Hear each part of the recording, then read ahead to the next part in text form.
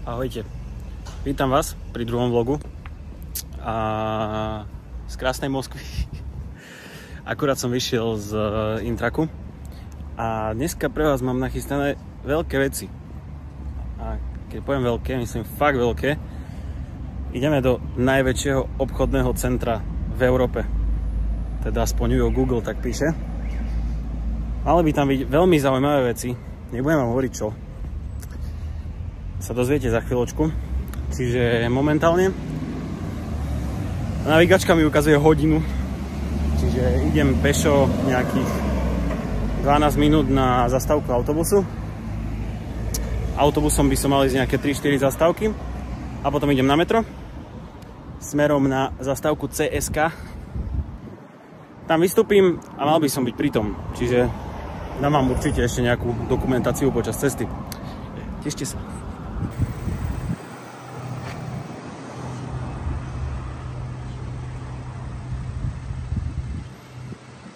Také menšie.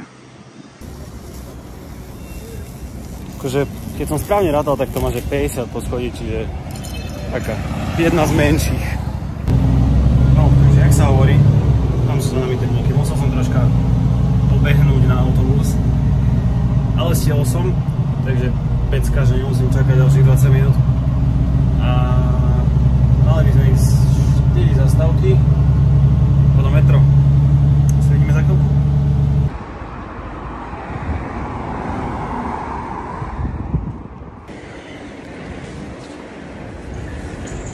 Informačne. Sme v metre a akurát idem na eskalátor. Na to karta. Kúzelná trojka je vlastne karta na všetky MHD, ktoré akože sú v Moskve. Platil som za ňu 30 € a mám neobmedzený mesiac na metra, autobusy, električky a mestské vlaky. Takže myslím si, že celkom dobrý deal.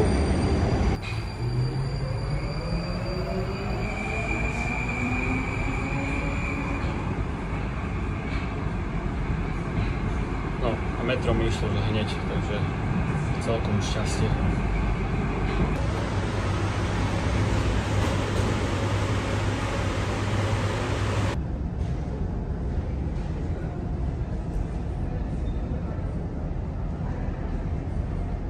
Stanica, veľmi pekná už. Taká športovo naladená.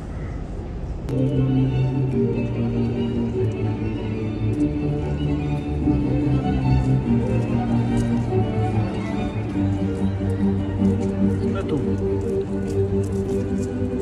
A keď vidím, že čo je nad zemou a malo by to mať 6 poschodí, tak let's go.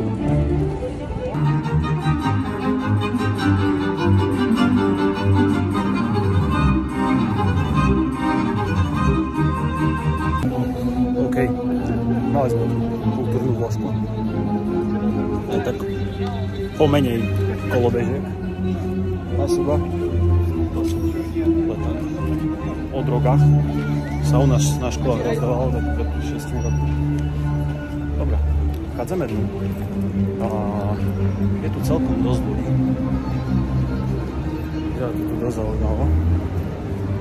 K tomu vchodu je celkom dlhá cesta, čiže ozvem sa, keď pôjdem. OK, kamarát. Som tu. A ja neviem. Takéto blúdisko som ešte asi nezažil. Labyrint.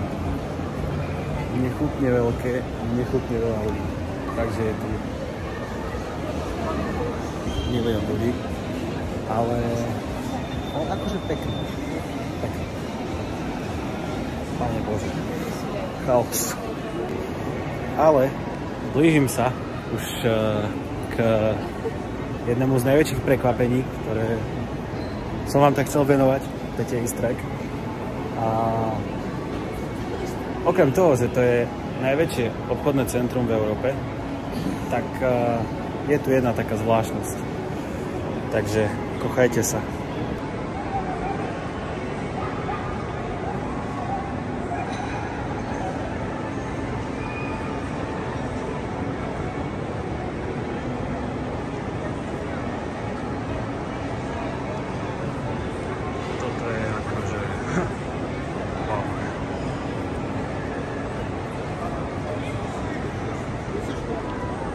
Dobre, takže ďalšia zaujímavosť.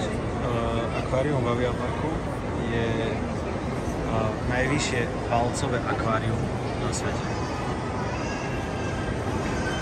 Takže momentálne vidíte najvyššie valcové akvárium na svete a čo sa pozrieť. Vlastne možno to aj stihneme dneska a hore cez tú rampu zvyknú chodiť potápači dovnútra a sa tam proste potápajú kýbu ľuďom a tak. Akože neuveriteľné. Fakt. OK, vyšiel som úplne hore a pozerám, že food court.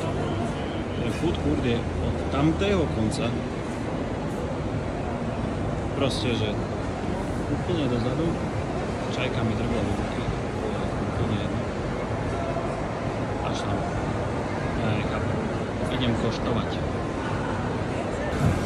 No, ja keby neviem, jak vám mám opísať tento food court. Proste netuším. Čo viac k tomu dodať? Ja sa tu proste prechádzam a to nemá konca. Proste, ja neviem, tu je 15 000 ľudí a 150 reštaurácií. Ja len idem. Nekončí to. Dobre, vôbec neviem, jak to tu funguje, ale sú tu veľmi zaujímavé obchody, ako napríklad tento, kde si proste deti idú robiť slizy. Proste tu dáš dieťa, volá sa to Slime Lab a deti si robia slizy proste. Majú tu detské motokarové ihrisko, detský park. Ja nerozumiem veciam, ktoré tu sú. No, akurát sa nachádzam v časti Trent Island v Aviaparku. Som prešiel z tamtej strany a idem na druhú stranu a je to ako keby... Neviem, ako vám to mám opísať. Sú tu proste náhodné proste značky, ktoré majú aj keby určitý úsek len vyhradený proste v tejto časti a sú to ako keby... Príde mi to ako také tunajšie brands si proste prenajímajú určitú časť v tomto Trent Islande, tak v strede je reštaurácie a vlastne tam ďalej je ďalšia časť toho Trent Islandu a je to veľmi zaujímavo vymyslené, lebo máte proste milión značiek, keby v jednom mieste, že si viete pozrieť úplne všetko. Je to tu fakt neuveriteľné. Tam je to akvárko. OK, pochopil som to. Bol som v mužskej časti, ale prišlo mi, že tam boli aj ženské veci. A teraz som v čisto ženskej časti. A je to vlastne úplne rovnako rozdelené. Tu máte Studio 29, tam je, že Envo, Lorany a proste jednotlivé značky majú proste svoj sektor. A platí sa vlastne všetko pri jednej kase a všetko má jednu a tú istú proste výsačku. Len to je predelené. Proste... wow. Dobre, kamaráti. Som tu asi 2,5 hodiny. Prešiel som 2,5 poschodia. Je to strašne veľké. Fakt, kým prejdete z jednej strany na druhú, už rozumiem tomu pojmu, že najväčšie obchodné centrum v Európe. Je to fakt ako... Podľa mňa trvá tak 30 minút, kým prejdeš proste z jednej strany na druhú. To proste idem celý čas. Je to neuveriteľne veľké, je tu neuveriteľne veľa obchodov a ísť sem nakupovať musí byť bolesť. A ešte, aby ste vedeli, že ako to tu reálne funguje, hej. A napríklad Hugo Boss, hej, v Aviaparku. Strašne lukratívny priestor, rovno dole pri tom akvárku. Úplne rovnako, to je aj v gume. Proste tie obchody, ako náhle prišli sankcie, tak sa zatvárili, viete, že my ideme preč z Ruska. Hej, určite. Proste všetci majú vylepené na dverách, že z technických príčin zavreté už 2 roky a pritom úplne všetci si tu platia tie nájmy. V gume, rovnako proste Omega, Cartier, Burberry, proste úplne všetko. Napríklad Tommy Hilfiger funguje úplne normálne, je otvorený. Proste všetci si platia tie drahé najmy, lebo nechcú prísť o tie priestory, aj keď nepredávajú proste. Aby keď náhodou to skončí, tak aby sa sem všetci mohli úplne v pôvode vrátiť. Čiže reálne. Akurát som bol aj v iStores, respektíve Restores. Alebo Starbucks, je tu proste Star Coffee, to isté úplne. A veľa ľudí sa ma pýtalo, že ako to tu je s iPhone-mi. Máte normálne kamenné obchody, proste Restores, a reálne tie iPhony tam nie sú oveľa drahšie. Proste iPhone 15 Pro Max tam stojí 1450 €. A majú tam úplne všetko a majú ich tam strašne veľa, takže aby ste reálne mali ten pohľad a aby ste videli, že ako to doslova funguje proste v Rusku. Teraz som sa bol aj pozrieť u retailera na hodinky a full stock Frederic Constant, full stock Maurice Lacroix, proste úplne všetky brandy, ktoré chcete, tu sú, všetko tu dostať, kúpiť. A neviem, čo vám mám povedať na to, že ako to reálne je, lebo všetci sa zatvarili, že aký stajal zutekali, lebo že vojna a proste oni nebudú podporovať, ako tuna, a proste všetky tie najdrahšie značky proste si platia tie nájmy tuna. A ako ja si neviem predstaviť, koľko tu môže stať nájom proste na prízemí v strede vedľa akvária. Fakt si to neviem predstaviť. A to isté v gume, proste na Červenom námestí, proste najstarší obchodný dom tu na. Viete, koľko môže stať nájom najväčšieho obchodu Burberry? Oni tu proste nie sú, majú vystavené veci a napísané proste papier, z technických príčin zavreté, pritom platia nájmy. Aby ste vedeli proste. Pohoda. OK, podarilo sa mi výjsť a šráci stále koncertujú. Avia Park hodnotím veľmi, veľmi pozitívne, je to obrovské, je to fakt ako to...